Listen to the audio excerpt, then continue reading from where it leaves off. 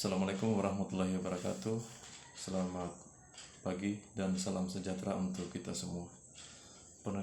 Perkenalkan, nama saya Sarmin dengan NIM 041916264, asal UPBBJ Kendari, Sulawesi Tenggara. Yang terhormat Ibu Dr. Anda Nuryani SPD MA serta rekan-rekan mahasiswa Universitas Terbuka dimanapun berada. Pertama-tama, marilah kita bersyukur kehadirat Tuhan Yang Maha Esa atas izin dan karunia-Nya sehingga saya dapat mempresentasikan diskusi 4 pada forum ini dengan tema COVID-19.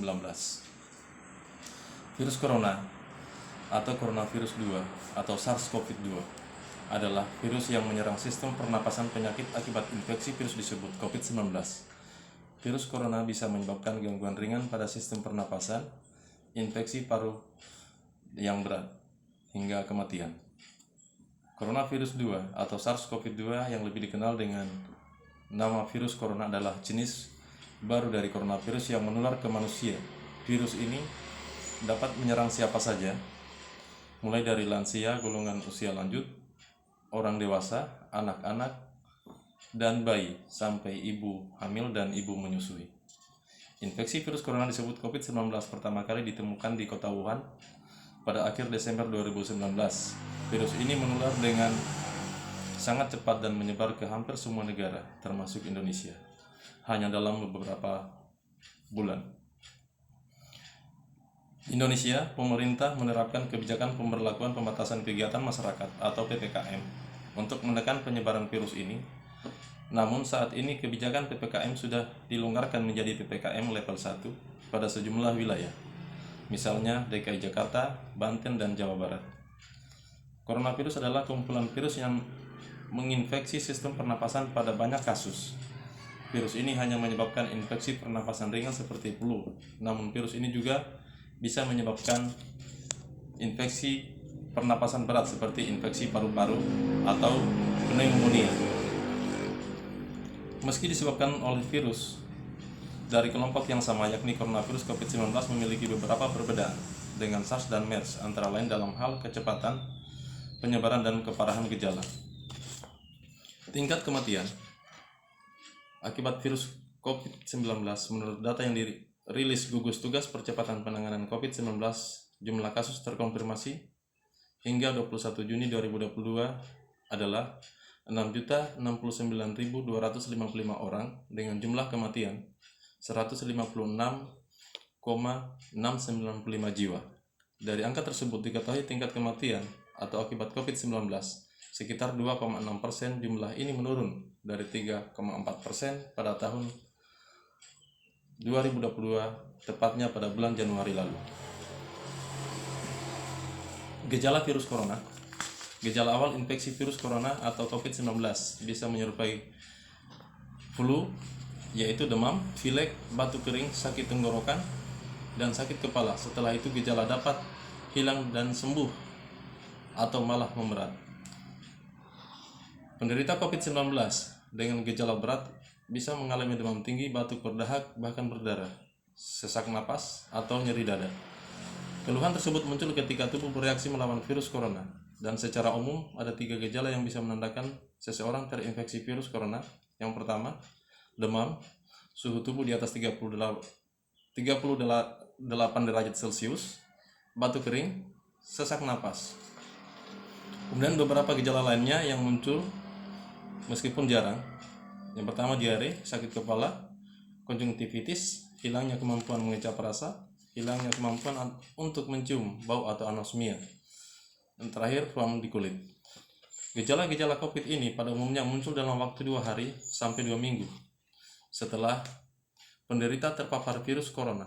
Sebagian pasien yang terinfeksi virus corona bisa mengalami penurunan oksigen tanpa adanya gejala apapun. Kondisi ini disebut happy hypoxia.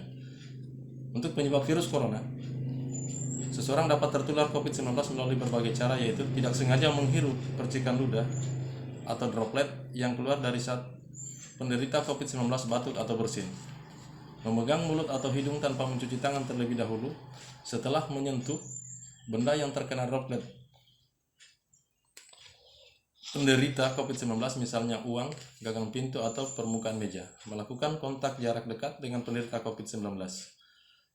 Virus corona dapat menginfeksi siapa saja, tetapi efeknya akan lebih berbahaya atau bahkan fatal bila terjadi pada orang lanjut usia atau ibu hamil.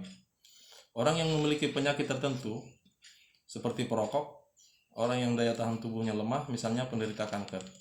Karena mudah menular, virus corona juga berisiko tinggi menginfeksi para tenaga medis yang merawat pasien COVID-19. Oleh sebab itu, para tenaga medis dan orang-orang yang sering kontak dengan pasien COVID-19 perlu menggunakan alat pelindung diri atau APD.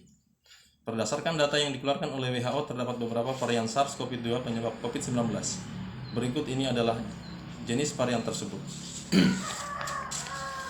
Yang pertama, varian Alpha, yang pertama kali ditemukan di Inggris pada September 2020. Kemudian varian Beta yang pertama kali ditemukan di Afrika Selatan pada Mei 2020. Varian Gamma yang pertama kali ditemukan di Brasil pada November 2020.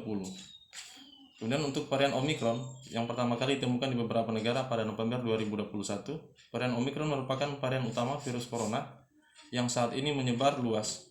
Varian ini terdiri dari beberapa subvarian, yaitu BA1, BA11, BA2, dan BA3. Pengobatan virus corona pada pasien bergejala ringan atau tanpa gejala, dokter akan menyarankan untuk isolasi mandiri di rumah sambil tetap melakukan langkah-langkah pencegahan penyebaran infeksi virus corona. Beberapa tindakan yang dapat dilakukan oleh dokter antara lain meresepkan obat pereda demam dan nyeri yang aman dan sesuai dengan kondisi pasien, menganjurkan pasien untuk melakukan isolasi mandiri dan istirahat yang cukup, menganjurkan pasien untuk banyak minum air putih untuk menjaga kadar cairan tubuh. Sementara pada pasien dan gejala berat, dokter akan memberikan rujukan untuk menjalani karantina di rumah sakit rujukan. Metode perawatan yang dapat diberikan antara lain pemberian infus cairan agar tetap terhidrasi, pemasangan ventilator atau alat bantu napas, pemberian obat seperti obat anti peradangan dan obat pencegah penggumpalan darah. Untuk pencegahan virus corona, saat ini Indonesia sedang menjalankan program vaksinasi COVID-19 secara bertahap. Hingga Juni 2022, data menunjukkan 96,6% penduduk telah menerima vaksin dosis pertama dan sekitar 80,91% telah menerima vaksin dosis kedua. Tambahannya, sebanyak 23,59% penduduk sudah menerima vaksin booster. Vaksinasi COVID-19 bertujuan untuk membentuk kekebalan tubuh terhadap virus corona. Selain itu, vaksinasi juga bertujuan untuk membentuk kekebalan atau herd immunity. Dengan begitu, masyarakat yang tidak dapat menjalani vaksin karena memiliki kondisi tertentu seperti reaksi alergi berat terhadap vaksin dan dapat dilindungi. Untuk mencapai tujuan di atas, vaksinasi COVID-19 kini dapat diberikan pada anak usia 6 sampai 18 tahun, ibu hamil dan ibu menyusui. Sementara untuk orang yang memiliki riwayat penyakit atau menderita kondisi tertentu, vaksinasi bisa dilakukan tetapi harus ada izin dari dokter.